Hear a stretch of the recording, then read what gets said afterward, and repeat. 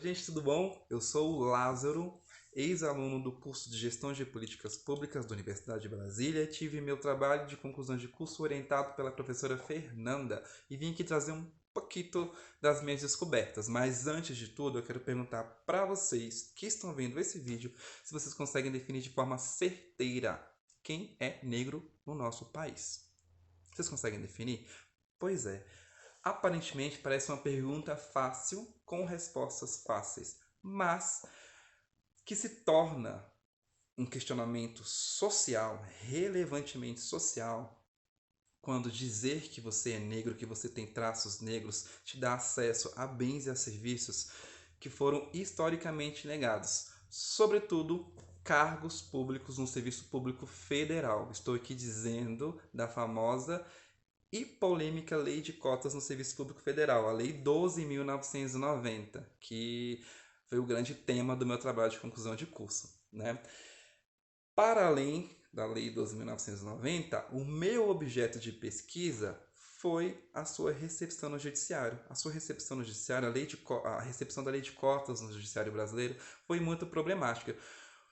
O que fez com que os governantes pudessem pensar na maneira de criar critérios mais ou menos padronizados para poder definir quem é o real beneficiário dessa política de cotas. Por isso que foi criada a orientação normativa número 3 do antigo MPOG, Ministério do Planejamento, Orçamento e Gestão, atual Ministério da Economia. Eles forçaram o Ministério à época a criar um grupo de trabalho, né, através de uma orientação normativa número 3 de 2016, para poder criar esses critérios, né, mais ou menos objetivos, assim, critérios que pudessem ser definidos.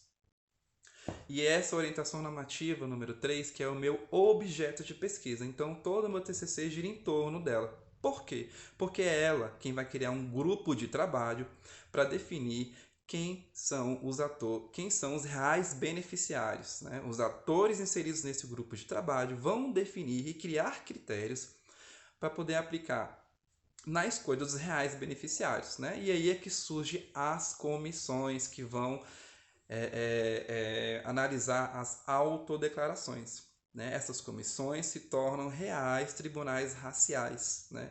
E as pessoas que são inseridas nelas são consideradas magistrados raciais. E para poder tirar essa carga, que é um pouco pesada, de você definir, ter o condão de definir quem é e quem não é preto, quem não é negro, na verdade, é que surge essa orientação normativa. Né? Então vamos ali definir, porque um tem uma concepção do que é ser negro, outro não. E é por isso, né, que eu utilizo no meu referencial teórico ação pública e seus instrumentos, né?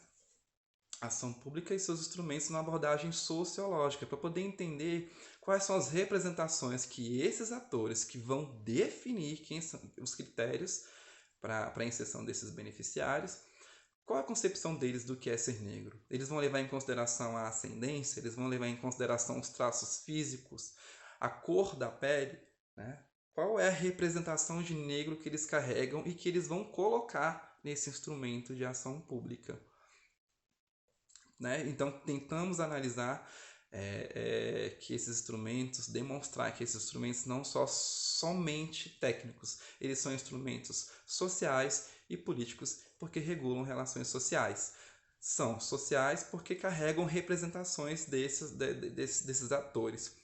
São políticos porque precisam de cenário político favorável. Vocês acham que hoje em dia uma lei de cotas seria muito bem vista? Não, não seria. Enfim, então é por isso que o cenário também é muito importante nessa questão, né?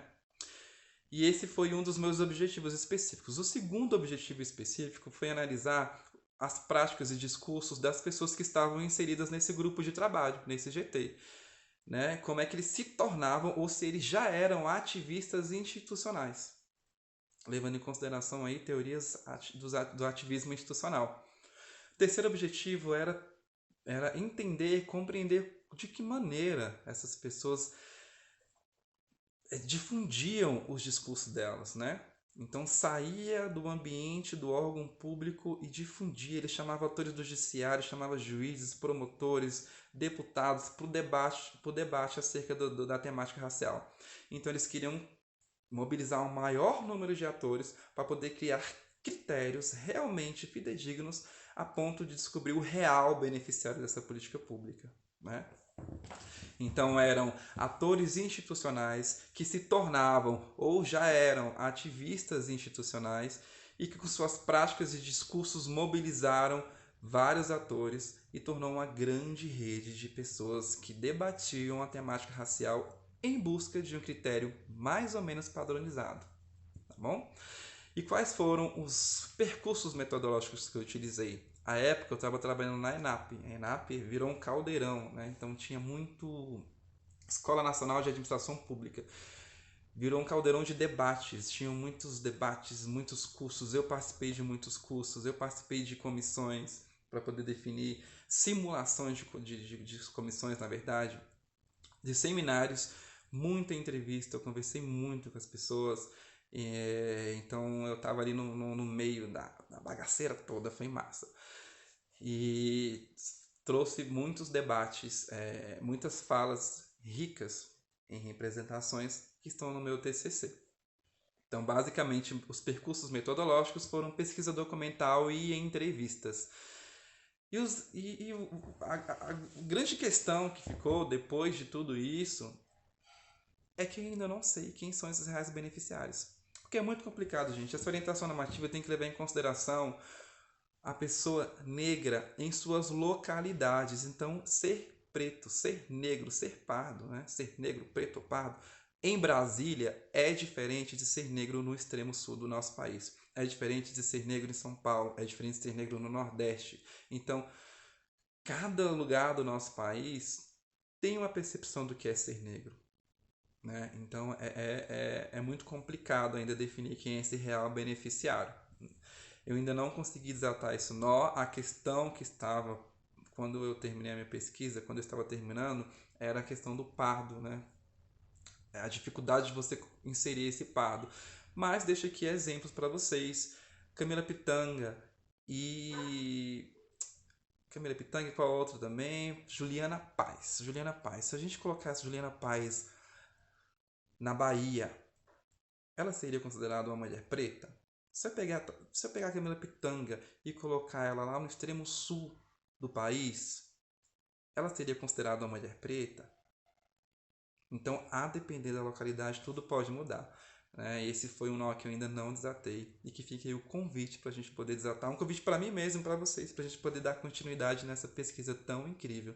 Então, convido vocês para lerem Ativismo Institucional em torno dos instrumentos de ação pública, para vocês descobrirem quais são e como foram criados esses critérios, né? Se vocês têm alguma pontinha aí de dúvida no coração de vocês, leiam esse trabalho que está muito legal, tá bom, gente? Obrigado pelo convite e beijo, tchau, tchau!